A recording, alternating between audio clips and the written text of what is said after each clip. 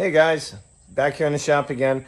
So I decided to take a look at the torch height control, and although it's been working great, but I did want to address the one issue that I talked about in one of my earlier videos, and that was the fact that if the cutter head wound up going over a void and the sensors were over that void, there was nothing to stop it from driving the plasma tip down and touching the metal or getting stuck in the void.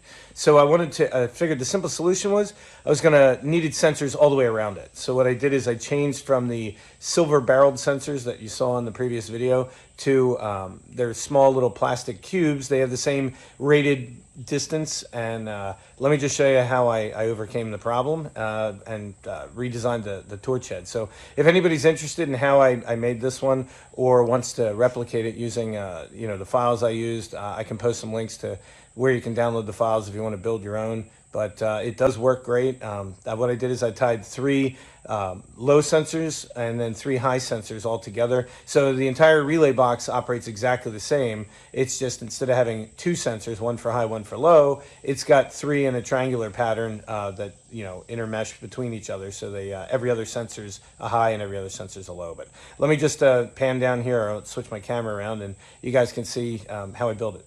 So basically everything else is the same on the torch height control as far as the relay box and all the other electronics that go into it. But I 3D printed a new faceplate right here that has this little junction box on it. Let me just move this back.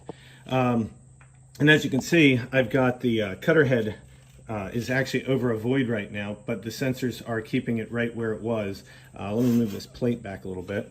And as you can see, right now, when the old heads would be about here, the sensors would be over this hollow void, and it would continue to just drive the cutter head down. But now it doesn't matter because there's sensors all the way around the head. So like I said, these have the exact same range.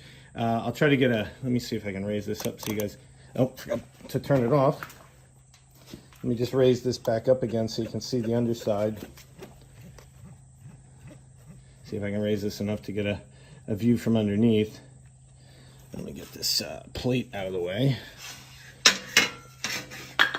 Let's see if we can get up under here and take a look at how I arranged.